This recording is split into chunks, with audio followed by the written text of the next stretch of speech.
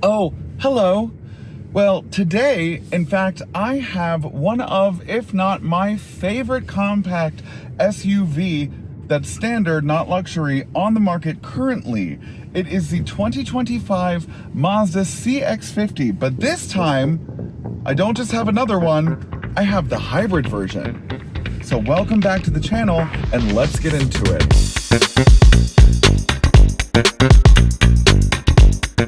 Welcome back to Sparkplug TV. My name is Chris, and I do car reviews for literally everybody, not just car enthusiasts. And before I begin today's video, as always, please do me the biggest favor ever and like this video, comment something down below, subscribe to the channel, and hit that bell icon so that you get notified whenever I drop a new video, which is whenever I can, because I work a day job and it takes a lot of effort to make these videos. So thank you for your support, whatever that may be. As I've said before and many times over, this is one of my favorite standard SUVs out there, period. I love Mazda. I think they are so underrated. You don't have to hear me say that over and over again. Now, I love a hybrid powertrain, and this hybrid powertrain adds a third powertrain to the already pretty great powertrain options that you can get in the CX-50. But this time, it's actually not made by Mazda. It's a Toyota hybrid powertrain, which is my favorite hybrid powertrain on the market. I mean, you literally cannot go wrong with a Toyota hybrid. I mean, I'm literally wearing a GX550 Overtrail North Face right now. I mean, obviously that doesn't have a hybrid, but you know what I mean. And yeah, I think that was a smart move, because making anything proprietary from the ground up is very expensive, and Toyota knows that with the GR Supra, and Mazda knows that too. Now, I think it's interesting that they didn't really kind of make their own bespoke hybrid, because the CX-90 and 70 come available in hybrids, but you know, I guess it was just easier for them to do this. Since I'm talking about the engine so much, let's get into it. It is a naturally aspirated 2.5 liter inline 4-cylinder engine that outputs 219 horsepower. That's also tied to 3 electric motors, giving you an E all-wheel drive drivetrain and an E CVT.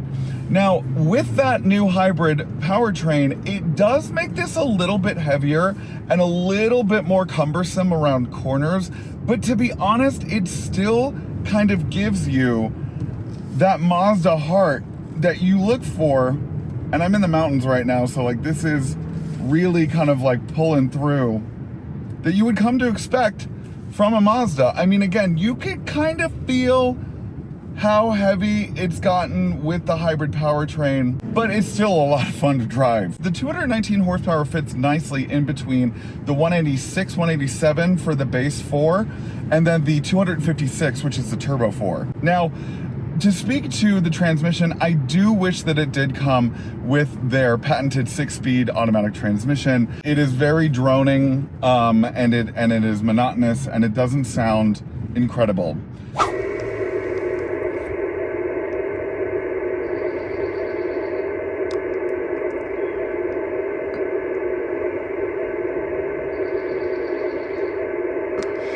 What is incredible, though, is the gas mileage that you get from the hybrid powertrain. And if I'm not mistaken, it's 39 on the highway and 37 in the city, which is not as good as the Toyota RAV4 hybrid, which is what this powertrain comes from.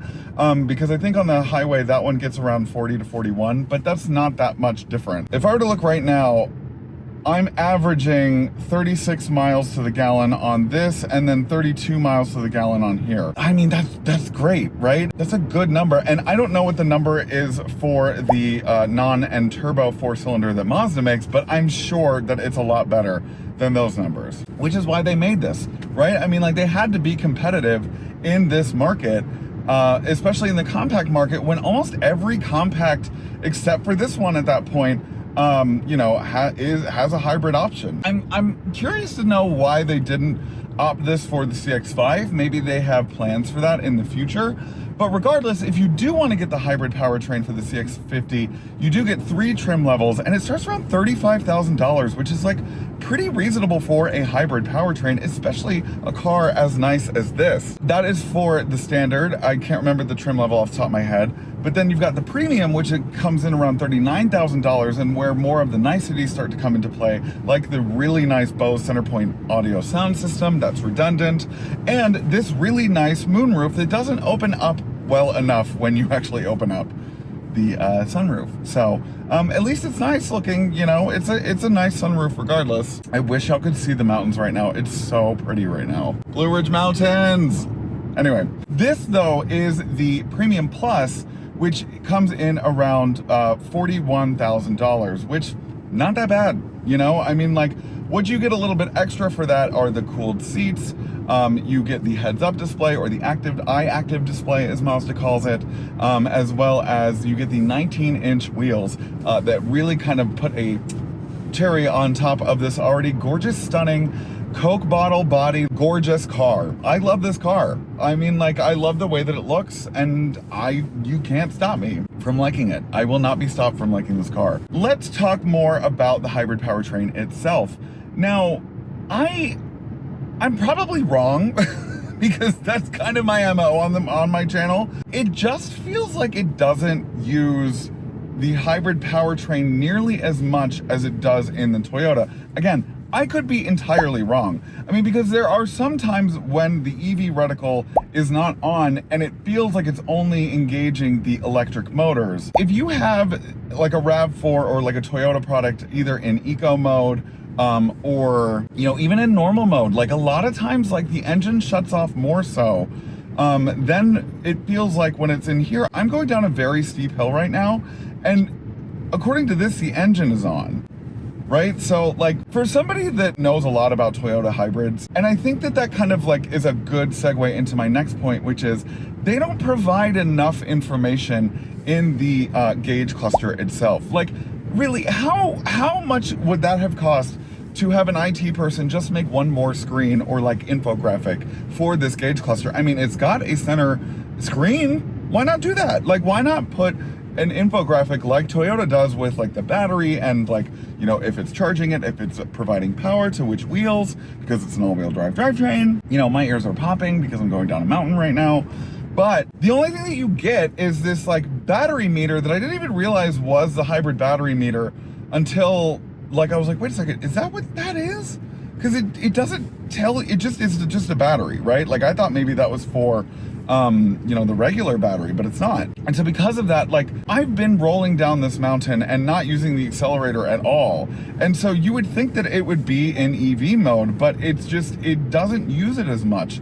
But that doesn't mean that it skimps any from the actual like fuel economy, because it does do it very well. Maybe Mazda tuned it differently. Maybe Mazda like programmed the engine differently. I don't really know. Like the engine is on. So I don't know why. Maybe it's because I'm at a higher speed and maybe they know that their customers expect pretty instantaneous power. I don't know. The other kind of qualm that I have with this gauge cluster is this left side instrument. I love partially digital and partially analog gauge clusters. It's my favorite iteration of a gauge cluster. But again, like Toyota or just any other brand, I wish that it didn't just say charge and power. For the week that I've had it, I've actually ended up surmising that these two white dots on the left-hand side above charge is actually where kind of the eco part of it lies and where the EV mode kind of sits. So if you got past like the first notch after the charge or the second notch, then that's kind of when it engages the engine, you know, if your battery is fully charged. The other thing I forgot to mention in this is the red interior. This red leather interior is not only stunning, but it's also exclusive for the hybrid powertrains.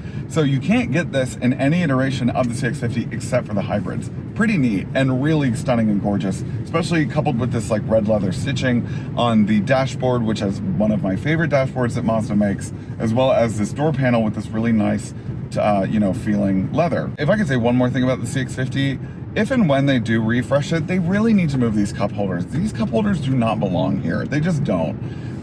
They really need to be right here.